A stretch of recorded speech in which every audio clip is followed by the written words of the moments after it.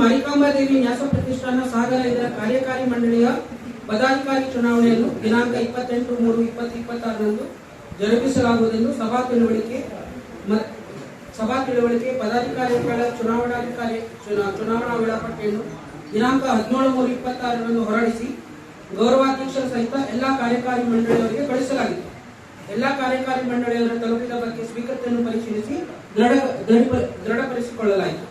ಅದರಂತೆ ದಿನಾಂಕ 28/3/2026ರಂದು ಚುನಾವಣಾಧಿಕಾರಿಗಳ ಅಧ್ಯಕ್ಷತೆಯಲ್ಲಿ ಶ್ರೀ ಮಾರಿಕಾಂಬಾ ದೇವಿ ನ್ಯಾಸ ಪ್ರತಿಷ್ಠಾನ ಸಾಗರ ಇದರ ಪದಾಧಿಕಾರಿಗಳ ಚುನಾವಣೆಯನ್ನು ಜರುಗಿಸಲಾಯಿತು. ಸದರಿ ಸಭೆಗೆ ಹಾಜರಾದ ಕಾರ್ಯಕಾರಿ ಮಂಡಳಿ ಅವರ ವಿವರ ಈ ಕೆಳಗಿನಂತೆ ಇರುತ್ತದೆ. ಅದನ್ನು ಮತ್ತೆ ಓದೋದಿಲ್ಲ. ಅದರಲ್ಲಿ 24 ಜನ ಕಾರ್ಯಕಾರಿ ಮಂಡಳಿಯವರು ಹಾಜರಾಗಿರ್ತಾರೆ. 24 ಜನ ಇಲ್ಲಿ ಸಹಿ ಹಾಕಿದ್ದಾರೆ. ಅದರಿಂದ ಕೋರಂ ಆಗಿದೆ. ಆ ಕಾರಣದಿಂದ ಈ ಸಭೆಯನ್ನು ಮುಂದುವರಿಸ್ತಾ ಇದ್ದೇವೆ. ವಿಷಯ 1, ಅಧ್ಯಕ್ಷರ ಆಯ್ಕೆ. ನಿಗದಿತ ಅವಧಿಯಲ್ಲಿ ಅಧ್ಯಕ್ಷ ಸ್ಥಾನಕ್ಕೆ ಶ್ರೀ ನಾಗರಾಜ್ ಬಿ ಮಹಾದೇವಪ್ಪ ಇವರು ಮಾತ್ರ ನಾಮಪತ್ರ ಸಲ್ಲಿಸಿರುತ್ತಾರೆ. ಸದರಿಯವರ ನಾಮಪತ್ರಕ್ಕೆ ಶ್ರೀ ಮಂಜುನಾಥ್ ಎಸ್ಎಲ್ ಅವರು ಸೂಚಕರಾಗಿರುತ್ತಾರೆ. ನಾಮಪತ್ರ ಕ್ರಮಬದ್ಧವಾಗಿರುವುದರಿಂದ ಅದನ್ನು ಅಂಗೀಕರಿಸಲಾಯಿತು.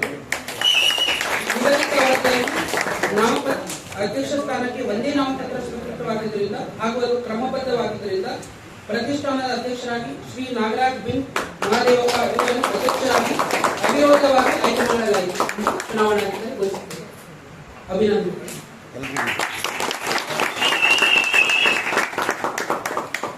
ಉಪಾಧ್ಯಕ್ಷರ ಆಯ್ಕೆ. ನಿಗದಿತ ಅವಧಿಯಲ್ಲಿ ಉಪಾಧ್ಯಕ್ಷ ಸ್ಥಾನಕ್ಕೆ ಶ್ರೀ ಆರ್ ಶ್ರೀನಿವಾಸ್ ಬಿನ್ ರಾಮೇಗೌಡರ್ ಇವರು ಮಾತ್ರ ನಾಮಪತ್ರ ಸಲ್ಲಿಸಿರುತ್ತಾರೆ. ಸದರಿಯವರ ನಾಮಪತ್ರಕ್ಕೆ ಶ್ರೀ ಶ್ರೀನಾಥ್ ಇವರು ಸೂಚಕರಾಗಿರುತ್ತಾರೆ. ನಾಮಪತ್ರ ಕ್ರಮಬದ್ಧವಾಗಿರುವುದರಿಂದ ಅದನ್ನು ಅಂಗೀಕರಿಸಲಾಯಿತು. ನಿಗದಿತ ಅವಧಿಯಲ್ಲಿ ಉಪಾಧ್ಯಕ್ಷ ಸ್ಥಾನಕ್ಕೆ ಒಂದೇ ನಾಮಪತ್ರ ಸ್ವೀಕೃತವಾಗಿರುವುದರಿಂದ ಹಾಗೂ ಅದು ಕ್ರಮಬದ್ಧವಾಗಿದ್ದರಿಂದ ಪ್ರತಿಷ್ಠಾನದ ಉಪಾಧ್ಯಕ್ಷರಾಗಿ ಶ್ರೀ ಆರ್ ಶ್ರೀನಿವಾಸ್ ಬಿನ್ ರಾಮೇಗೌಡರ್ ಇವರನ್ನು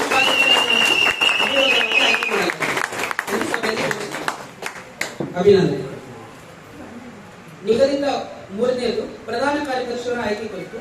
ನಿಗದಿತ ಅವಧಿಯಲ್ಲಿ ಪ್ರಧಾನ ಕಾರ್ಯದರ್ಶಿ ಸ್ಥಾನಕ್ಕೆ ಶ್ರೀ ಆನಂದ್ ಎಂಡಿ ಬಿನ್ ಮಂಜಪ್ಪ ಇವರು ಮಾತ್ರ ನಾಮಪತ್ರ ಸಲ್ಲಿಸಿರುತ್ತಾರೆ. ನಾಮಪತ್ರಕ್ಕೆ ಮಂಜುನಾಥ್ ಎಸ್ ಡಿ ಇವರು ಸೂಚಕರಾಗಿದ್ದಾರೆ. ನಾಮಪತ್ರವು ಕ್ರಮಬದ್ಧವಾಗಿದ್ದರಿಂದ ಅದನ್ನು ಅಂಗೀಕರಿಸಲಾಯಿತು ಮತ್ತು ನಿಗದಿತ ಅವಧಿಯಲ್ಲಿ ಪ್ರಧಾನ ಕಾರ್ಯದರ್ಶಿ ಸ್ಥಾನಕ್ಕೆ ಒಂದೇ ನಾಮಪತ್ರ ಸ್ವೀಕೃತವಾಗಿದ್ದರಿಂದ ಮತ್ತು ಅದು ಕ್ರಮಬದ್ಧವಾಗಿರುವುದರಿಂದ ಪ್ರತಿಷ್ಠಾನದ ಪ್ರಧಾನ ಕಾರ್ಯದರ್ಶಿಯನ್ನಾಗಿ ಶ್ರೀ ಆನಂದ್ ಎಂಡಿ ಬಿನ್ ಮಂಜಪ್ಪ ಅವರನ್ನು ಪ್ರಧಾನ ಕಾರ್ಯದರ್ಶಿಯನ್ನು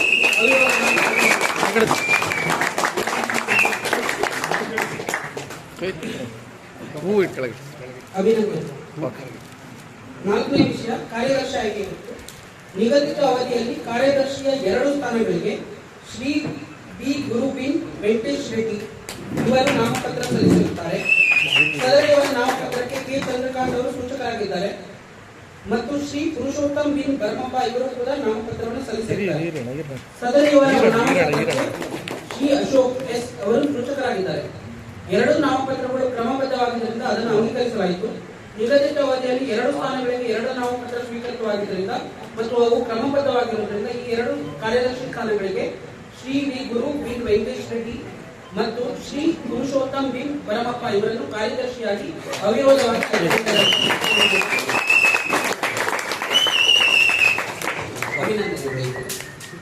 ಖಜಾಂಚಿ ಸ್ಥಾನಕ್ಕೆ. ನಿಗದಿತ ಅವಧಿಯಲ್ಲಿ ಖಜಾಂಚಿ ಸ್ಥಾನಕ್ಕೆ ಶ್ರೀ ಬಿ ಶಂಕರ್ ಬಿನ್ ವೆಂಕಟೇಶ್ವರ ಪಿ ಮೇಸ್ತಾ ಇವರು ಮಾತ್ರ ನಾಮಪತ್ರ ಸಲ್ಲಿಸಿರುತ್ತಾರೆ. ಸದರಿಯವರ ನಾಮಪತ್ರಕ್ಕೆ ಶ್ರೀ ಟಿ ಜಿ ನಿತ್ಯಾನಂದ ಶೆಟ್ಟಿ ಇವರು ಸೂಚಕರಾಗಿರುತ್ತಾರೆ.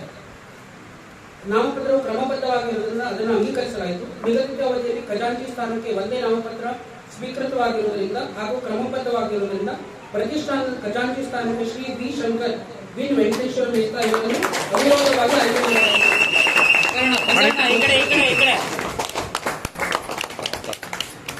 ಧನ್ಯವಾದಗಳನ್ನು ಹೇಳ್ತಾ ಇವತ್ತು ಈ ಮಾರಿಕಾಂಬಾ ದೇವಿಯ ಸನ್ನಿಧಾನದಲ್ಲಿ ಈಗ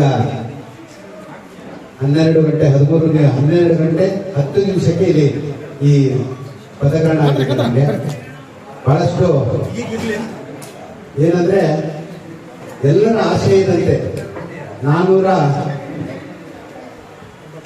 80 ಜನಗಳಿದ್ದಲ್ಲಿ 422 ಜನಗಳ ಒಂದು ಮತದಾನ ಇತ್ತು.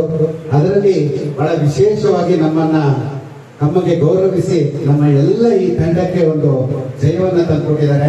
ಮೊಟ್ಟ ಮೊದಲನೇದಾಗಿ ನಾನು ನಮ್ಮ ಈ ಮಾರಿಕಾಂಬ ವ್ಯವಸ್ಥಾಪಕ ಸಮಿತಿಯ ಎಲ್ಲ ಸದಸ್ಯರುಗಳಿಗೆ ನಾನು ನಿಮ್ಮ ಪರವಾಗಿ ಧನ್ಯವಾದಗಳು ಹೇಳಿ ಅರ್ಪಿಸ್ತೇನೆ.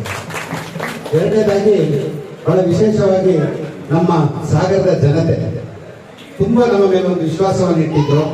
ಆ ಓಟ್ ಆಗಿ ಪರಿವರ್ತನೆ ಆಗಲಿಕ್ಕೆ ನಮ್ಮಲ್ಲಿ ಇರ್ತಕ್ಕಂಥ ಹಿಂದೆ ಹೋರಾಟವನ್ನು ಮಾಡಿರ್ತಕ್ಕಂಥದ್ದು ಆನಂದ್ ಅವರು ಇರ್ಬೋದು, ಗುರುಣ್ಣ ಅವ್ರ ತಂಡ, ಸೀನಾ ಮಿಸ್ರ ತಂಡ, ಇಡೀ ನಮ್ಮ ತಂಡ, ನಮ್ಮ ಜೊತೆಗೆ ಇರ್ತಕ್ಕಂಥ ಕಾಂತು ಇರ್ಬೋದು, ಬಹಳಷ್ಟು ಜನ ಇದ್ದಾರೆ, ಎಲ್ಲ ಇದ್ದಾರೆ. ಒಂದು ಹೋರಾಟವನ್ನ ನಾವು ಬಹಳ ರೂಪಿಸ್ಕೊಂಡು ಬಂದ್ವಿ. ಒಂದು 7 ಕೆಲವು ವಿಚಾರಗಳು ಎಲ್ಲರಿಗೂ ಗೊತ್ತಿದೆ, ನಾನು ಮತ್ತೆ ಅದನ್ನು ಹೇಳೋದಿಲ್ಲ. ಆ ಹೋರಾಟಗಳ ವಿರುದ್ಧ ನಾವು ಮಾಡ್ಕೊಂಡು ಬಂದಿದ್ದಾನೆ ಚೆನ್ನಾಗಿ ಗಮನಿಸ್ತಾ ಇದ್ದಾರೆ. ಅದಕ್ಕೆ ಪ್ರತಿಫಲವಾಗಿ ನಮ್ಗೆ ಈ ಜಾಗ ಕೊಟ್ಟಿದ್ದಾರೆ. ಗೊತ್ತು ನಮ್ಗೆ ಇದು ಅಷ್ಟು ಸುಲಭದ ಜಾಗ ಅಲ್ಲ. ಈ ಜಾಗವನ್ನ ಹೇಗೆ ನಿಭಾಯಿಸಬೇಕು ಅನ್ನೋದು ಎಲ್ಲ ಹಿರಿಯರ ಹಾಗೂ ಹಿಂದೆ ಆಡಳಿತ ಮಾಡಿದವರು ಇರ್ಬೋದು, ಸಾಗರದ ಕೆಲವು ವಿಚಾರವಂತರಿದ್ದಾರೆ, ಅವರ ಒಂದು ಸ್ಫೂರ್ತಿಯಿಂದ ನಾವು ಮುಂದಿನ ದಿನಗಳಲ್ಲಿ ಕೆಲಸವನ್ನು ಮಾಡಬೇಕಾಗಿದೆ. ಈಗ ನಾವು ಹೇಳಿದಾಗೆ ನಾವು ಇಲ್ಲಿ ಒಂದು ಅನ್ನ ಸಂತರ್ಪಣೆ ಪ್ರಾರಂಭ ಮಾಡಬೇಕಾಗಿದೆ.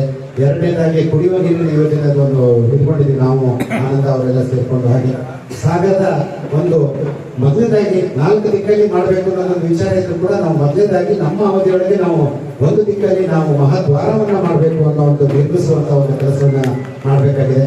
ಸ್ಮಶಾನದ ಅಭಿವೃದ್ಧಿ ಮಾಡಬೇಕಾಗಿದೆ. ಬಹಳಷ್ಟು ಕೆಲಸಗಳಿದೆ. ಹಾಗೆ ಮತ್ತು ಸಾಗರದಲ್ಲಿರ್ತಕ್ಕಂಥ ಒಂದು ರುದ್ರಭೂಮಿ ಸಮಸ್ಯೆ ಇದೆ. ಅದನ್ನು ನಮ್ಮ ಕೈಯಲ್ಲಿ ಆದಷ್ಟು ಆ ಭಾಗದ ಜನರ ವಿಶ್ವಾಸದಲ್ಲಿ ಇಟ್ಟುಕೊಂಡು, ಅದು ಹಿಂದೂ ರುದ್ರಭೂಮಿ ಆಗಿರೋದ್ರಿಂದ ಅದನ್ನು ನಮ್ಮ ಜವಾಬ್ದಾರಿ ಇದೆ ನಾವು ಸಾಗರಕ್ಕೆ. ಹಾಗೆ ಬಹಳಷ್ಟು ಕೆಲಸ ಇದೆ ಇನ್ನು. ಹಾಗೆ ನಮ್ಮ ದೇವಸ್ಥಾನದಲ್ಲಿ ಬಹಳಷ್ಟು ಕೆಲಸ ಇದೆ. ಕೆಲವು ನಮ್ಮ ಗೋಪುರ ಅಲ್ಲಿ ಸ್ವಲ್ಪ ಸಮಸ್ಯೆ ಇದೆ. ಆ ಗೋಪುರದ ಕೆಲವು ವಿಚಾರಗಳಲ್ಲಿ ನಮ್ಮ ಸಿನಿಮೇಶ್ವರವರು ಕೂಡ ಅದಕ್ಕೆ ಒಂದು ರೂಪವನ್ನು ಕೊಡಲಿಕ್ಕೆ ಒಂದು ಪ್ರಯತ್ನವನ್ನು ಮಾಡ್ತಾ ಇದ್ದಾರೆ. ಎಲ್ಲ ಒಂದು ನಿಮ್ಮ ಹಾಗೆ ನಮ್ಮ ಇರ್ತಕ್ಕಂಥ ಮಾಧ್ಯಮ ಮಿತ್ರರು ನಮ್ಗೆ ಬಹಳಷ್ಟು ಸಲಹೆ ಕೊಟ್ಟಿದ್ದಾರೆ. ಅದನ್ನು ಕೂಡ ನಾವು ಇಟ್ಟುಕೊಂಡು ಆ ಕೆಲಸವನ್ನು ಮುಂದಿನ ದಿನಗಳಲ್ಲಿ ಮಾಡ್ತೀವಿ ಅಂತ ಹೇಳ್ತಾ, ನಿಮ್ಗೆಲ್ಲರೂ ಸಹಕಾರ ಕೊಟ್ಟಿರ್ತಕ್ಕಂಥ, ವಿಶೇಷವಾಗಿ ನಮ್ಗೆ ಮಹಿಳೆಯರು ಕೂಡ ಬಹಳ ಸಹಕಾರ ಕೊಟ್ಟಿದ್ದಾರೆ. ಈ ಸರಿ 5 ಜನರಿಗೆ ಅವಕಾಶ ಕೊಟ್ಟಿದ್ದೀವಿ.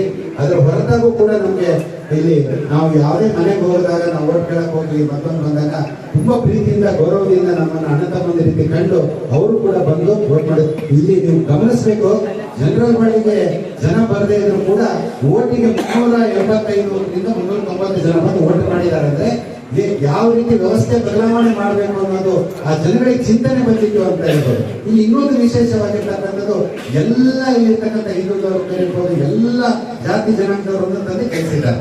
ನಮ್ಮ ಹಿಂದೂಗಳಲ್ಲಿ ಇರ್ತಕ್ಕಂಥ ಜಾತಿ ಜನಾಂಗ ಅಂದ್ರೆ ಎಲ್ಲರೂ ಸೇರಿ ಜಾತ್ರೆ ಮಾಡಬೇಕು ಅನ್ನೋ ಒಂದು ಉದ್ದೇಶ ಇತ್ತು. ಹಾಗಾಗಿ ಆ ಜನರ ಆ ಮನಸ್ಥಿತಿಗೆ ತಕ್ಕ ಹಾಗೆ ನಾವು ಆ ಕೆಲಸವನ್ನು ಮಾಡೇ ಸಮಸ್ತ ಜನತೆಯ ಋಣವನ್ನು ನಾವು ಇವತ್ತು ತೀರಿಸುವಂತ ಜವಾಬ್ದಾರಿ ನೀವು ಕೊಟ್ಟಿದ್ದೀರಾ.